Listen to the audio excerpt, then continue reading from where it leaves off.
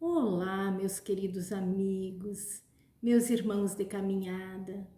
Sejam todos bem-vindos a mais um momento de oração, de reflexão e de ensinamentos. Para hoje, nós teremos o estudo do 8º capítulo do Evangelho segundo o Espiritismo, que diz assim: Bem-aventurados os que têm puro coração. Porém, antes, vamos fazer uma pequena prece, elevando os nossos pensamentos ao alto, abrindo nosso coração, pedindo a Jesus as bênçãos do entendimento, da paz, do amor e da saúde, e agradecendo sempre por tantas oportunidades que temos em nossa existência. Pedimos, Pai, que abençoe a todos nós, nossos lares e familiares. Muito obrigada, Senhor, que assim seja. Então, meus queridos, é sempre com muita alegria, com muita gratidão, com muita humildade e respeito que a gente busca aprender e compartilhar o ensinamento do Evangelho. No início desse capítulo, tem uma frase que diz assim: Bem-aventurados os que têm puro coração, porquanto verão a Deus. Isto está em Mateus capítulo 5, versículo 8. Então, esta reflexão, ela está inserida nas bem-aventuranças, que foram aquelas lindas lições que Jesus trouxe no Sermão do Monte.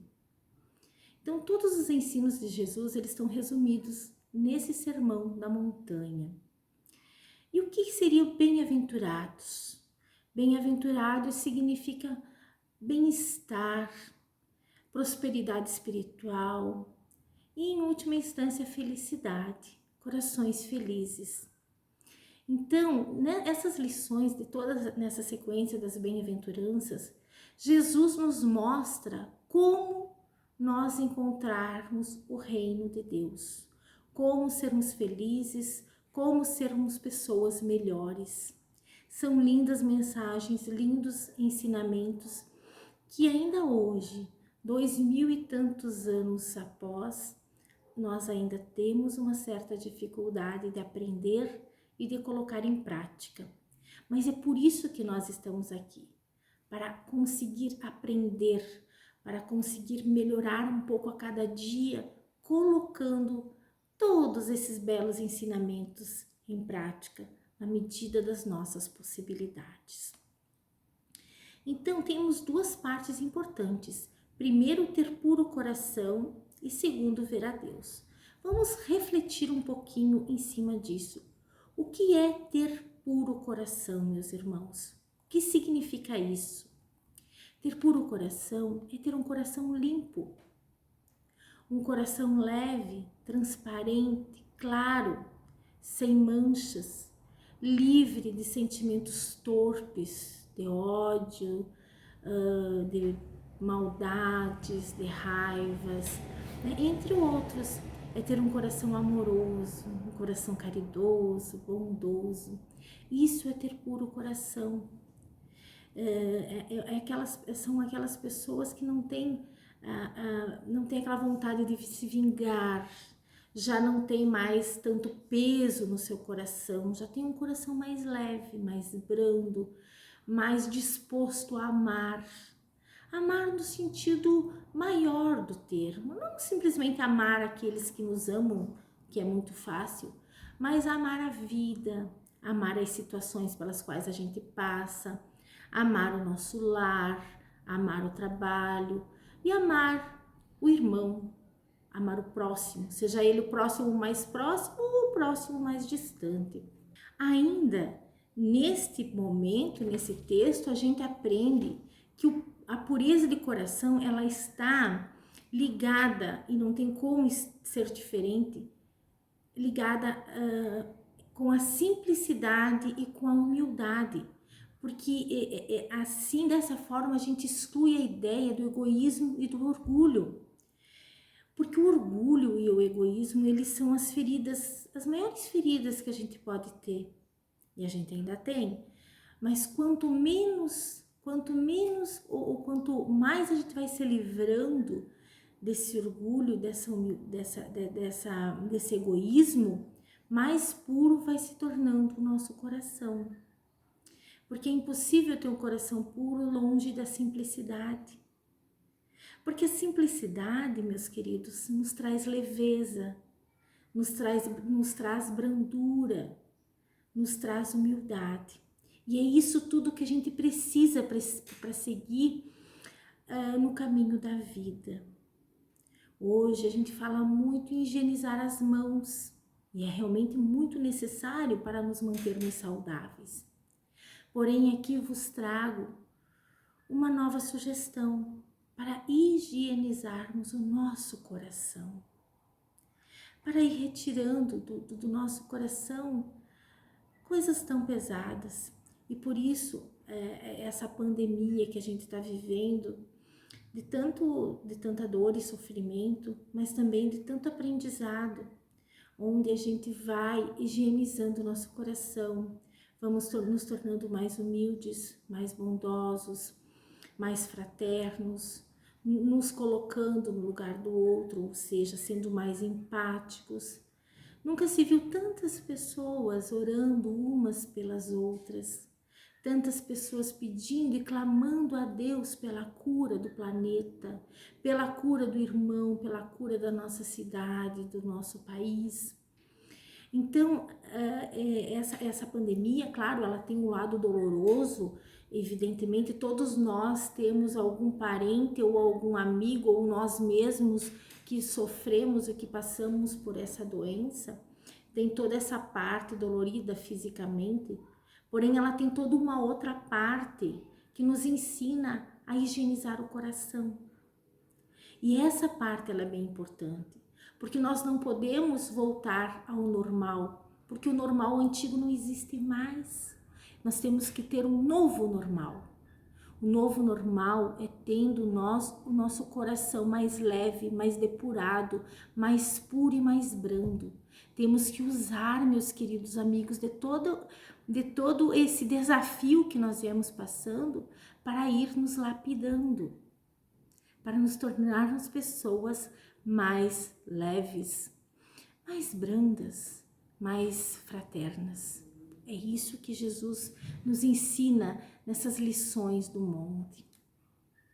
E na sequência, nós temos uma passagem que Emmanuel, num livro psicografado, por Chico Xavier, Emmanuel diz, no Evangelho por Emmanuel, ele diz assim: quando a pureza respirar em nosso coração, o endurecimento espiritual jamais encontrará guarida em nossa alma, porque o calor de nosso carinho irradiará em todas as direções, estimulando a alegria dos bons, vejam só, estimulando a alegria dos bons e reduzindo a infelicidade dos nossos irmãos que ainda se confiam à ignorância. Então, meus queridos, a alegria, ela é proporcional ao nosso coração puro. Quanto mais pureza a gente tiver, mais alegria a gente vai ter. E por contrário, quanto mais arraigados à matéria, quanto mais bravos, odiosos, mais infelicidade a gente vai acarretar nos nossos dias, mais sofrimento e mais dor. Então, quando as pessoas ainda estão, nós estamos todos, na verdade, nesse processo de depuração, mas a partir do momento que a gente consegue estar cruzando essas fronteiras da maldade, as fronteiras da ignorância, quando a gente fala ignorância, aqui é a ignorância no sentido de ignorar o bem, de ignorar o valor da bondade. Então, quanto mais arraigados a isso, ainda a gente vai ter mais infelicidade.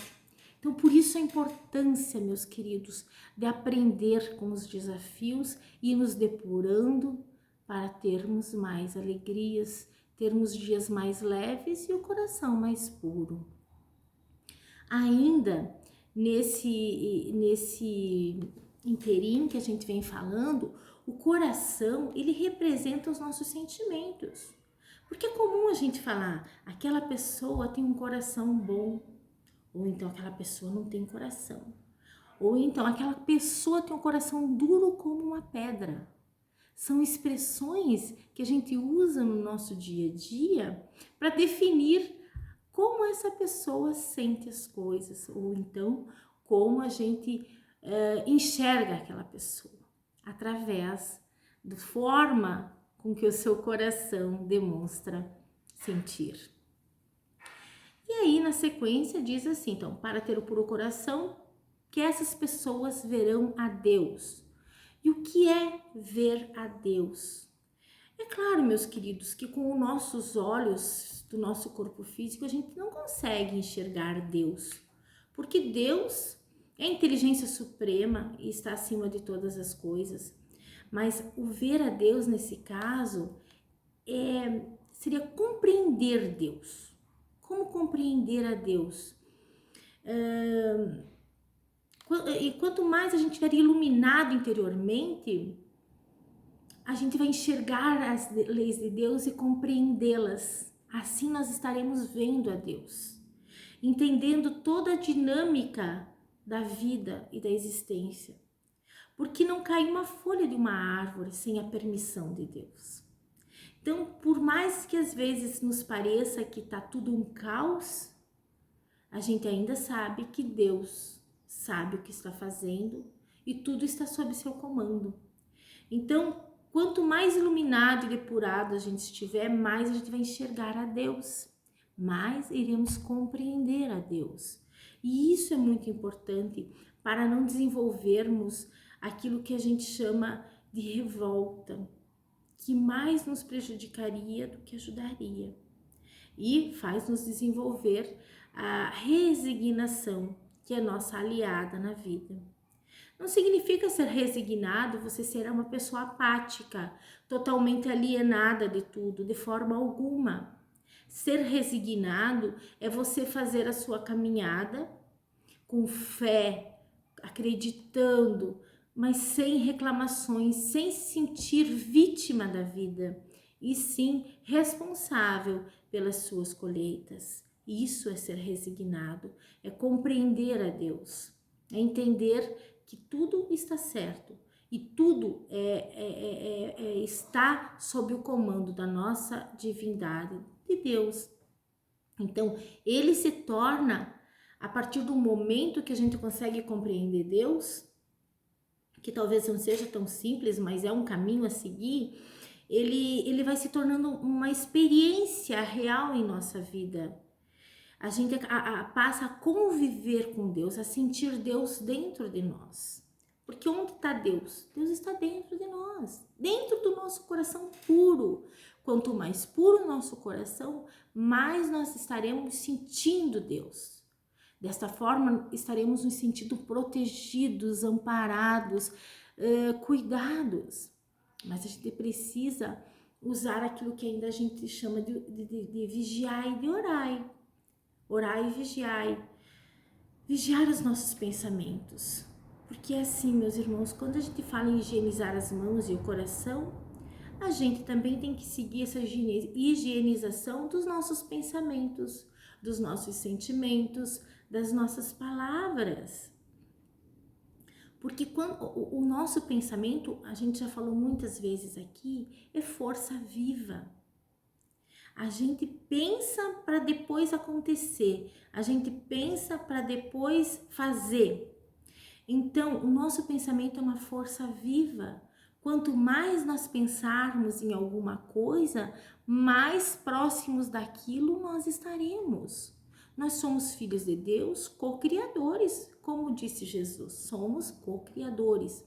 Então, nós temos uma fonte infinita de energia criadora dentro de nós.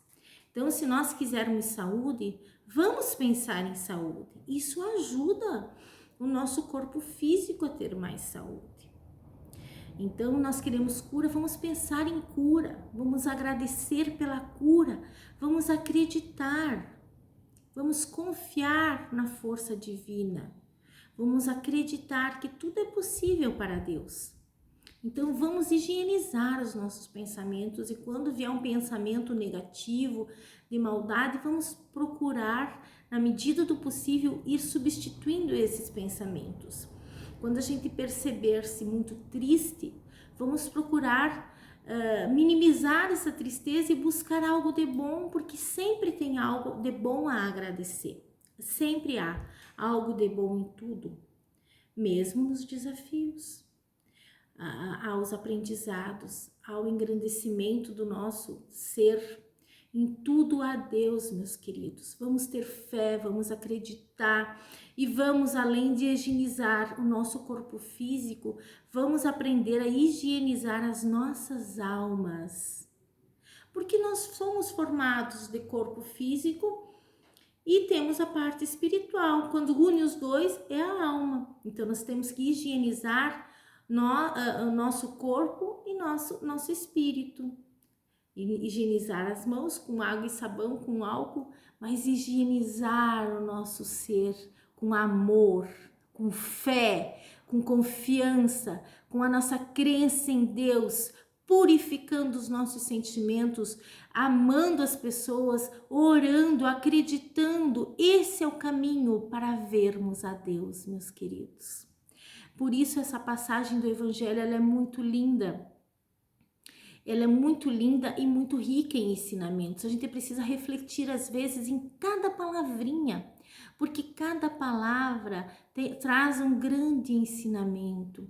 E essa pureza de coração eu particularmente gosto muito, porque é o caminho, meus queridos. É nisso que a gente tem que dedicar nossa energia, a fazer o bem do jeito que a gente puder. Se a gente não está conseguindo abraçar as pessoas, mas que a gente possa ter algum contato com elas, mesmo que seja virtual, para elas saberem que nós estamos aqui.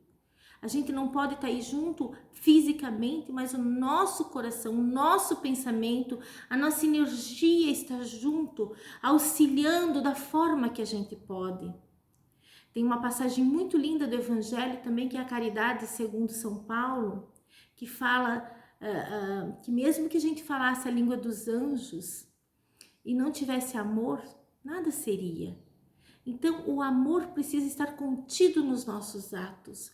O amor precisa estar contido nas nossas vidas, nas nossas atitudes diárias e na nossa fé.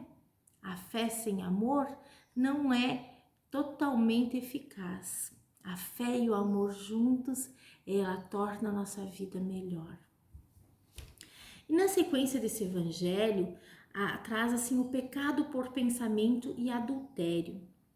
Quando Jesus fala em adultério, nessa passagem, ele não quis aqui representar apenas uma traição conjugal, mas qualquer forma de adulteração, de mentira, mesmo que ainda seja por pensamento. Se você for lá, pessoas que adulteram um velocímetro de um carro, ou um combustível, ou adulteram alguma coisa para ter alguma vantagem financeira sobre outra pessoa, isso é um adultério. Isso está cometendo um ato errôneo perante a lei divina. Então é tudo isso que Jesus recrimina e que nos ensina que não é o caminho. A gente pode estar adulterando simplesmente pelo pensamento, pelo fato de a gente pensar em estar fazendo isso, a gente já está fazendo, porque o pensamento, lembra que eu falei antes, é força viva. Então, quando a gente pensa em trair uma pessoa, passar a perna no outro, passar na fila na frente do outro, seja qualquer coisa, pequena, grande, média, enfim, estamos pecando já por pensamento. Nesse sentido, então, comete adultério todo aquele que maquia suas atitudes para ter vantagens ilícitas, né? Colocando o outro para trás e se colocando à frente. E por que está ligado ao pensamento? Porque tudo que a gente vai fazer, se alguém vai fazer alguma coisa, precisa pensar antes. E nesse pensar, já está agindo em desacordo com a lei de Deus. Então, esse adultério que traz o evangelho, ele é bem abrangente. Não é só o formato conjugal, que também não é algo indicado. né? O Evangelho, ele indica para a gente seguir um caminho correto, um caminho que não prejudique ninguém, um caminho idôneo. É esse o caminho que Jesus quer que a gente siga, independente de religião, meus queridos. A gente não está aqui para falar de religião, essa religião é melhor que a outra. Nós estamos aqui para falar de Deus, dos ensinamentos que Jesus trouxe. Deus permitiu que Jesus viesse nesse mundo para nos ensinar. E ele veio. Humildemente ele veio. E ele é o Espírito que a gente conhece. Jesus é o que a gente conhece de melhor. É o nosso melhor exemplo e guia que nós temos. Então, tudo que ele nos ensina é para o nosso bem. Então, ele nos ensina a ter uma vida correta, uma vida digna, conquistar as nossas coisas através do nosso trabalho, da nossa boa vontade, do exercício das nossas virtudes. E é por aí o caminho, meus queridos. É isso que Jesus quer de nós. Que a gente exercite o bem, que a gente siga os seus ensinamentos. E ainda, nesse mesmo capítulo, fala sobre os escândalos, que se a vossa mão é motivo de escândalos, cortai-a. É claro que se a gente tem muitos ensinamentos de Jesus, a maioria deles, ele falava para aquele povo de 2000 anos atrás que precisava entender aquilo de uma forma mais materializada. Evidentemente que não é para cortar as nossas mãos de uma forma física, mas o escândalo, ele é necessário que ele venha, mas que não seja por nós, então. Né? Se tiver que vir algum escândalo, que não seja através das nossas mãos. E Jesus diz que se for melhor não ter uma mão do que ser uma mão que faça o mal. É isso nesse sentido. Então, se tiver que acontecer alguma coisa de ruim, um escândalo, um desvio, algo que não seja do bem, que não seja pelas nossas mãos, que nós possamos ter as nossas mãos limpas, no sentido de fazer maldades, no sentido de prejudicar alguém. Então, que nós possamos ter as mãos limpas, meus irmãos, limpas do mal, limpas do veneno da maldade, da traição, da falsidade. Então, é isso que Jesus nos ensina. Ele quer que nós tenhamos o coração puro e as mãos puras. Porque a palavra escândalo, ela sempre implica na ideia de uma explosão de comentários ou numa explosão de um acontecimento negativo, de algo ruim, assim, de um escândalo, né? Algo, um acontecimento que prejudicou alguém, que aconteceu alguma coisa. Então, que não seja por nós, né? Infelizmente, se ainda tem irmãos que se dispõem a fazer isso, a gente precisa orar por eles, que com certeza chegará o dia que eles também não vão fazer isso, porque o bem é inevitável, é inexorável. O nosso destino é o bem. Uns demoram mais, uns demoram menos, mas todos chegaremos à iluminação. É isso que Jesus nos explica, então. Se acontecer, que não seja por nós, que possamos nós cada vez mais termos essa depuração e esse entendimento. Claro, meus queridos, não vamos nos tornar santos aqui da noite para o dia, não é assim, mas que a gente pelo menos tenha a noção de que a gente tem esse objetivo, a caminhada do bem, que se a gente cair, a gente possa levantar, se a gente fizer alguma coisa que não foi tão legal, que a gente tenha essa noção, essa visão e consiga aprender com aquilo, refletir por que eu fiz isso, como é que foi, o que eu posso fazer para ajeitar essa situação e que de forma alguma a gente possa prejudicar outras pessoas, que a gente possa fazer o bem ou então não fazer nada, porque prejudicar os outros não é bom para os outros, mas principalmente não é bom para nós mesmos. E na sequência ainda Jesus fala: deixai vir as minhas criancinhas. Por que ele fala isso? Porque as crianças, quando elas estão ainda nessa fase infantil, elas não têm tanta maldade como os adultos, elas têm já um coração mais amoroso, mais puro. Naturalmente, elas não conhecem ainda desse mundo nesse momento, né? Porque elas têm toda uma vivência de outras vidas, mas nesse momento elas ainda carregam essa doçura infantil. Então, por exemplo, duas criancinhas, elas podem até discutir, brigar um pouquinho, porque elas querem o mesmo brinquedo. Mas daqui a pouco, elas já se acalmam, se distraem com outra coisa e tá tudo bem, elas voltam a brincar normalmente e tá tudo certo. Agora, se são dois adultos que querem discutir por alguma coisa, eles brigam, e para voltar a harmonia entre eles nem sempre é tão simples assim. Para as crianças é mais fácil, porque eles já têm o coração mais puro. Eles não guardam esse rancor que os adultos costumam guardar. Então, quando Jesus disse deixar vir a minhas criancinhas, ele quer falar que a criança ela é esse símbolo de inocência, de simplicidade natural, de espontaneidade, de amor, né? Esse símbolo de harmonia, de pureza. Por isso que Jesus fala, então, para a gente se espelhar, né, nessa simplicidade das crianças. As crianças, elas querem brincar, elas não se importam o que uma é, o que a outra é, elas querem brincar, elas querem aprender, elas querem se divertir. E essa simplicidade, essa tranquilidade das crianças, isso é um espelho para nós. Por isso que Jesus diz, deixai vir as minhas criancinhas. Então, por quê? Porque elas já têm essa pureza e cabe a nós nos espelharmos nessa pureza infantil e não guardarmos tanto rancor, não, né, termos mais simplicidade na nossa vida, porque a gente precisa de pouco para ser feliz, a gente precisa de tanta coisa. Quando a gente tem simplicidade, tudo fica mais fácil, é melhor ser simples, é muito mais fácil, porque o orgulho, ele é pesado, o orgulho cansa, o orgulho esgota, o orgulho não tem graça. A simplicidade, ela é leve, ela é branda, ela alegra.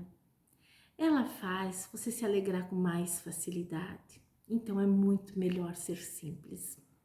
E isso Jesus também nos ensina, porque ele viveu aqui na Terra com tamanha simplicidade, com tamanha grandeza de coração e pureza.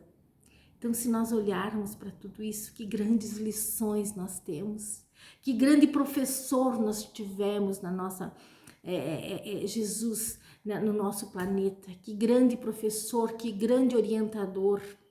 Basta nós, como alunos, aprendermos, aproveitarmos desses ensinamentos e colocarmos isso em nossa vida, para sermos pessoas, sermos luzes aonde nós estivermos, para que possamos ser pilares e luzes dentro da nossa casa, dentro da nossa família, dentro da nossa sociedade, que possamos ser exemplos, meus irmãos, não de santidade, não de totalmente pureza, mas que possamos ser exemplos de pessoas boas, pessoas de bem, pessoas que trabalham, pessoas que honram, que testemunham os aprendizados que têm levado pela vida.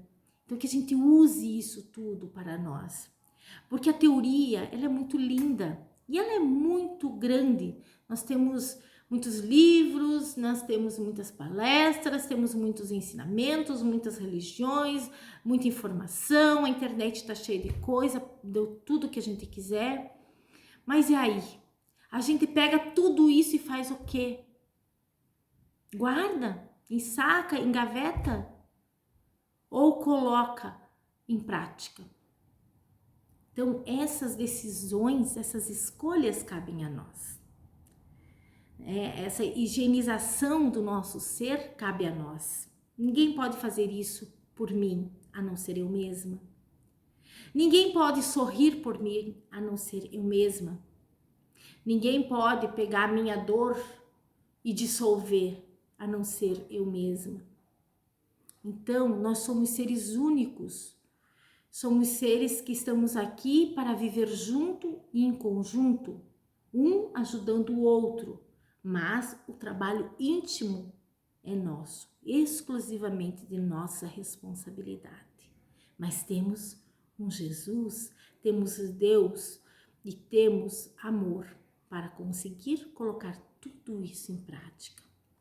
Então, meus irmãos, a pureza de coração deve ser o nosso principal alvo, ou então o principal alvo de quem quer elevar-se espiritualmente, assemelhando-se à criança, à inocência, a essa sem defesa, né?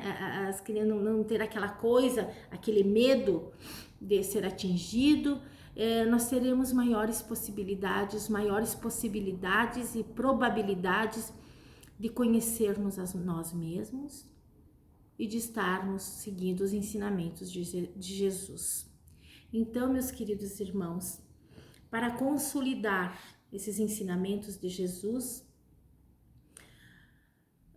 nós podemos pensar que nós vivemos ainda numa cegueira diante das coisas de Deus. Nós vivemos ainda uma certa cegueira, mas que nós possamos abrir os nossos olhos, porque ainda tem aquela passagem que diz: tenhamos olhos de ver e ouvidos para ouvir, que possamos estar com os nossos olhos atentos e os nossos ouvidos para ouvirmos as palavras de Jesus, os ensinamentos de Jesus e a bondade de Deus. Que possamos estar atentos, alertas, ouvindo o nosso anjo da guarda, aquela intuiçãozinha boa que vem para melhores atitudes, melhores escolhas, para afastarmos assim essa cegueira de Deus, começando limpando o nosso coração, higienizando a nossa alma e os nossos sentimentos, pois toda transformação, ela nasce dentro do nosso coração. Então, meus irmãos, era essa a mensagem de hoje, para que possamos ter o coração puro. Dessa forma, veremos a Deus. Para encerrar, eu trago uma pequena mensagem de Emmanuel, também ditada a Chico Xavier, e que diz assim: rejubila-te sempre. Mesmo em provas difíceis, rejubila-te e serve. A natureza em tudo é um cântico de amor. Cada flor é um poema, toda fonte é bondade. O sol, cada manhã, é uma explosão de luz. Dor é apenas estrada para as horas felizes. A alegria na vida é presença de Deus. Então, meus amores, meus irmãos, com coração limpo e puro, vamos agradecer a Deus Pai Todo-Poderoso por todos esses ensinamentos que Ele nos deixou, por todas as bênçãos que temos tido a possibilidade de receber. Que Jesus nos oriente, nos abençoe e que nós possamos usufruir de toda essa bondade em todos os dias da nossa vida. Que Jesus ilumine a nós, mas também que ilumine as nossas famílias, os nossos lares, as nossas cidades. Que Jesus abençoe todos esses irmãos que se encontram em hospitais, que se encontram buscando a saúde do corpo e da alma. Também abençoe todos esses profissionais da saúde que têm lutado, trabalhado exaustivamente para auxiliar na conquista do bem para todos. Muito obrigada, Senhor. Muito obrigada, meus amigos. Que Jesus abençoe a todos. Que assim seja.